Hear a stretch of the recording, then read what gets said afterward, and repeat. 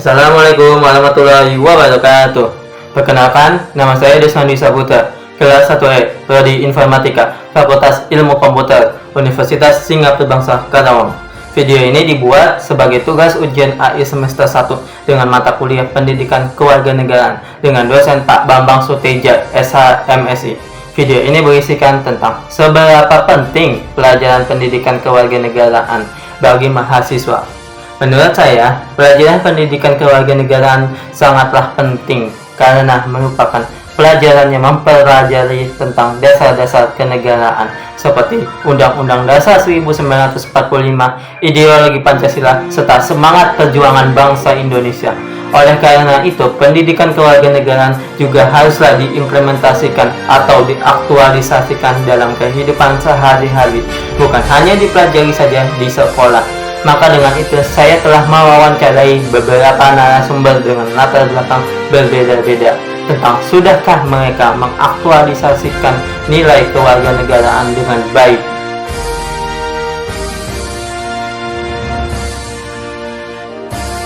Saya Desmandi Saputra, saya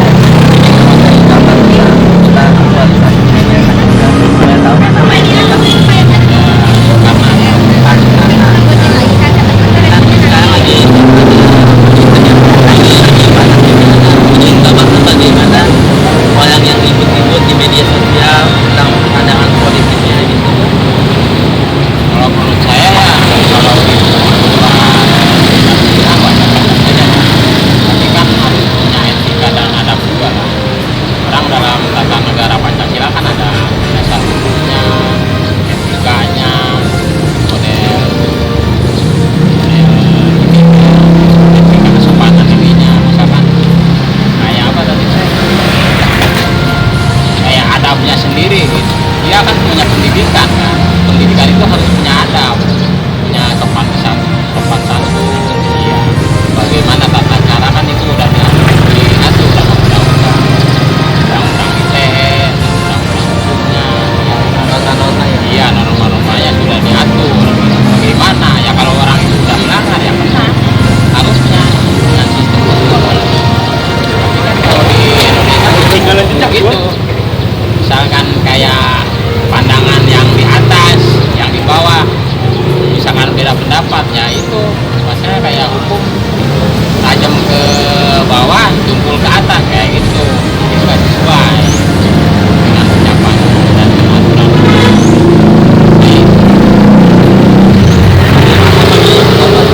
Orang yang tempelin politiknya Pak, di depan tangan dan dicopot malah kena hukum dia informasi gitu Pak. Harusnya dari peraturan PP itu ada aturannya. Panwas juga kan tahu aturannya bagaimana. Panwas kan ini pengawasan, bagaimana pengaturan, penempelan. Kan masing-masing itu kan punya kayak organisasi masing-masing, kayak pengawas lingkungan, pengawasan bagian apa penempelan stiker yang sudah sesuai. Ya wajar kita sebagai warga, misalkan rumah kita ditempel, kalau nggak sesuai ya jangan. Ya kita rumah kita, ya kayak kamu ya orang kalau kita nempelin tanpa izin nanti marah kan. Kalau dukungan kita ya misalkan kita setuju silahkan. Apalagi kalau fasilitasnya Pak. Ya iya, misalkan kayak orang nggak punya, misalkan punya alat peraga, dia nggak punya tempatnya, nempel di pohon, kadang-kadang di tiang listrik main tiket aja. Ya harusnya mah etika dari itunya, anggota dewannya harus paham, jangan dia nyalon tapi etika dari adabnya nggak tahu, nggak punya gitu. Cuma pemahamannya dia nyalon kayak gitu. Buatnya itu sebenarnya Pak. Orang nggak tanpa speaker nih, kalau orang nggak paham etikanya dia udah ini mah ya nggak usah gitu. Pasti dicari juga ya. Ya iya, nggak mempengaruhi sebenarnya kalau saya mah sebenarnya. Kalau kita sosialisasi tapi pakai nggak usah nempel gitu. Orang mau senang tinggal ngajuin stikernya di TPS itu aja. Ya kalau gitu berarti iklan nggak mau pasang iklan, nggak mau bayar. Pengennya gratis. Terus menurut Bapak bagaimana orang yang tersebut Pak? Ya menurut saya kalau orang golput nggak punya hati nurani sih. Kan dia diam di negara itu kan punya aturan. Dia kalau kamu diatur ya jangan diam di negara ini dong. Kan dia punya pemerintahan. Kayak kamu misalkan kamu punya pemerintahan, kamu nggak mau milih. Misalkan kamu di fakultas, dekan itu nggak mau dipilih, nggak ada dekannya, siapa yang ini sih? Ya, Ada ya iya ada programnya. Misalkan kayak Kaprodi kan punya programnya. Kalau kamu nggak punya Kaprodi, siapa yang mau gramin itu? yang dilaki. Ya iya, misalkan orang nggak mau nyoblos, itu yang misalkan kayak aspirasi jalan, pengajuan ini, keluar misalkan kesehatan, ada apa, kebijakan yang lain, siapa lagi? Kalau dia nggak punya itu, dia nggak membantu masyarakat yang ada di situ. Ya, egois. Dan bertanggung jawab juga. Ya iya, kita harus bertanggung jawab. Namanya bermasyarakat kan kita banyak aja, tapi wajar. Banyak orang nggak mengerti. Ya, itu kan hak dia. Tapi jangan golput. Apalagi kalau dia punya pendirian. Baik Pak. Sekian dari saya. Terima kasih banyak. Ya. Banyak Pak, ada ya. Saya di sini di Samudra ya ingin mewawancarai Bapak tentang nilai-nilai aktualisasi Pancasila Pak. Ya. Nah, menurut Bapak tuh pengertian keberagaman itu apa Pak? Pengertian keberagaman. Apa tuh? Agama gitu. beda ras, suku. Ya. Ya menurut saya kalau agama itu ya ras ya, dan beda-beda ras gitu. Jadi tiap orang masing punya apa ya kepercayaan masing-masing gitu ya Pak ya kalau agama gitu. Ada 5 ini kalau nggak salah ya. Agama yang Agama ya, ya. Lalu menurut Bapak apa bagaimana sikap kita biar toleransi antar beragama Pak? Jadi intinya kita jangan membeda-bedakan lah ya antara agama A, B, C, D itu ya kita tetap aja harus saling apa namanya ya saling mendukung gitu. Ya sama aja tujuannya kan gitu kita sama aja.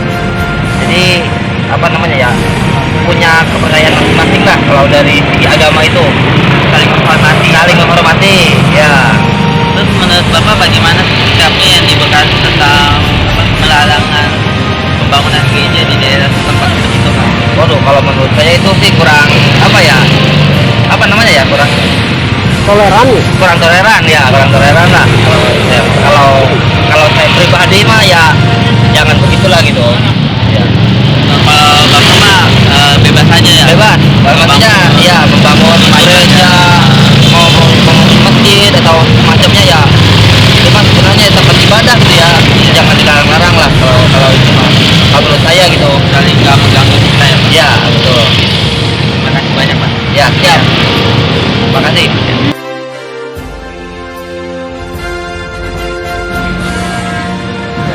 Assalamualaikum warahmatullahi wabarakatuh.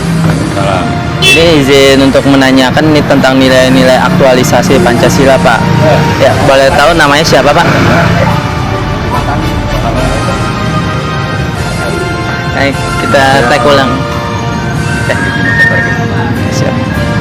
Pak, menurut Bapak seberapa penting pelajaran Pancasila itu di pendidikan Pak?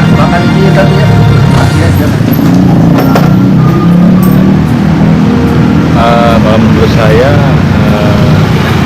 nilai Pancasila itu untuk sekolah ya mungkin 100% lah ya, Sangat penting. ya sangat penting untuk siswa ya. Kalau boleh tahu kenapa tuh Pak? Apakah karena kita sebagai bangsa Ya karena kita ini sebagai bangsa Indonesia wajib harus mengikuti Pancasila dan kita harus mengetahui isi Pancasila itu apa gitu ya. Itu dan mahasiswa itu disarankan untuk pelajari lebih dalam apa itu arti Pancasila ya, ya. biar semuanya tahu gitu. Lalu kan pada saat ini kan lagi booming tuh tentang budaya-budaya luar Pak, kayak misalnya K-pop terus K-drama itu menurut Bapak dia kan juga mempengaruhi dampak negatif sama buruknya. Menurut Bapak itu gimana Pak tentang budaya-budaya baratnya? Saya kalau tentang masalah itu, kita ini ya sebagai bangsa Indonesia ya, yang sampai terpengaruh dengan masalah-masalah yang negatif ya. Ya. Masalah apa semacam yang dikatakan sama si AA nih, musik-musik kayak gitu, kita jangan terpengaruh karena kita ini bangsa Indonesia. Karena kalau menurut saya budaya-budaya luar itu, kita ambil kesimpulannya yang terlalu terpengaruh ya. Soalnya menurut saya tuh budaya-budaya luar itu mempengaruhi masyarakat Indonesia segi ininya terlalu negatif ya. Menurut saya itu luar lah ya, luar Indonesia. Kita sebagai warga Indonesia ya kita harus mengikuti budaya Indonesia. Itulah ya nenek moyang kita yang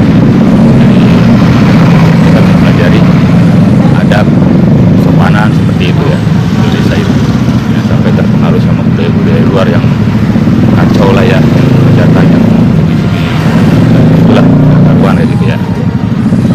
Lalu kan Pak, kan mereka tuh kayak sekarang tuh mereka lebih kenal tentang artis Korea dibanding dengan pahlawan Indonesia. Jadi kalau menurut Bapak bagaimana caranya biar anak-anak tuh paham gitu tentang Indonesia lebih gitu? Kalau menurut saya itu macam musik-musik luar negeri ya, kayak Korea kayak gitu ya. Itu rakyat Indonesia itu, masyarakat Indonesia itu ya, memang kebanyakan mengikuti terlalu zaman-zaman semacam kayak gitulah ya, musik-musik Korea apa gitu. Sebenarnya itu kurang bagus menurut saya, kurang bagusnya itu ya macam musiknya musik kayak gitu. Jadi nanti dampaknya jelek juga kan, macam Korea apa gitu. Umpama warga Indonesia, rakyat Indonesia kalau mau maju ya kita harus mengikuti budaya Indonesia juga gitu kan, karena kita ini warga Indonesia gitu kan. Nah kalau seumpama banyak masyarakat seperti itu, mungkin ya mereka hobi seperti itu yang kita apa karena pemimpin Indonesia ini ya kan supaya orang luar Indonesia itu jangan sampai bisa masuk ke Indonesia gitu kan, kayak ini itulah cuma sebatas hiburan doang kan, seperti itu. Baik Pak, terima kasih banyak ya Pak.